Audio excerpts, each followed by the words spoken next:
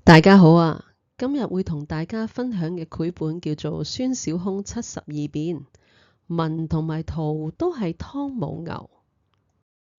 喺好耐好耐之前，海中央有一座山，一年四季山上邊呢都有美麗嘅花草同埋瓜果，大家就叫佢做花果山啦。但係唔知道點解，山頂突然間出現一道裂縫喎。石縫裏邊跳咗一粒石春出嚟，佢飛呀飛，飛呀飛，飛到一棵仙桃樹上邊。石春喺樹上邊吸取咗天地嘅養分、日月嘅精華，漸漸長成咗一隻馬騮仔啊！有一日，樹上面跌咗一粒土落嚟，原來一個神仙啊！神仙問馬騮仔：你想唔想學變形術啊？馬騮仔諗一諗，好開心咁話：我要學啊！我要學啊！神仙就為馬騮仔改名叫做孫小空。神仙教孫小空各種基本嘅法術，例如變大、變小、變多、變小、變人、變藍、變紅、變動物、變植物。孫小空好聰明啊，冇幾耐就全部學識晒啦。神仙就話：你已經學識咗72種變形術，應該去降魔伏妖，為民除害。我而家送你一支金箍棒，喺最需要嘅時候可以用佢。神仙講完之後，就咻一聲變成咗一個肚，返到樹上邊休息啦。孫小空依照住神仙嘅指示，一路向前行。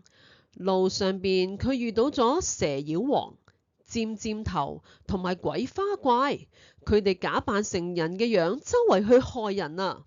孫小空識破佢哋嘅詭計，打敗佢哋，仲將佢哋變回原形。之後佢就繼續向前行，佢嚟到一片焦土啊！一路行一路行，佢見到個老樵夫啊，佢就問啦：呢度係咩地方嚟㗎？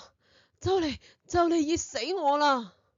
老樵夫嘆咗口氣就講啦：唉，呢度係牛魔王變出嚟嘅火焰山，只要接近火焰山，就係銅腦袋、鐵身體都會融化㗎。講完之後，火勢一下子變得好大，將孫小空團團圍住。孫小空就大聲嗌啦：馬列馬列空，變！哇！孫小空變成好大好大嘅雲，落起好大好大嘅雨，嘩啦嘩啦咁樣將火焰山淋熄咗。於是佢繼續向前行，嚟到一個洞穴，佢聞到有一陣怪味，又聽到有女仔呼叫嘅聲音：救命啊！救命啊！孫小空諗都冇諗咁就跳咗入洞穴裏面啦。哎呀，原來係餓咗幾千年嘅蜘蛛精設下嘅陷阱啊！佢哋緊緊咁樣纏住孫小空。孫小空掹咗身上面嘅一條毛出嚟，放喺嘴裏面嚼一嚼，跟住就向空中一吐，大聲咁講：馬列馬列空，變！孫小空變成好多隻小蟲，飛出洞穴外面。呢個時候，佢驚醒咗正喺度瞓覺嘅牛魔王。豈有此理啊！邊個夠膽嘈醒我啊！我要殺死佢！孫小空睇到牛魔王喺度追捕自己，佢就即刻變成麻雀，飛到天上邊。牛魔王就即刻變成老鷹，緊追住佢。之後孫小空變成魚，揼一聲咁樣跳落海入面，而牛魔王呢就變成海龜，又揼一聲咁樣潛入水入面，追捕孫小空。孫小空見勢色唔對，就變成狐狸，好快咁樣轉入草叢裏面。而牛魔王呢就變成老虎，緊追住呢隻狐狸，要食咗佢啊！孫小空連續72變，搞到牛魔王都失去耐性啦，現出原形，一個箭步咁衝向孫小空。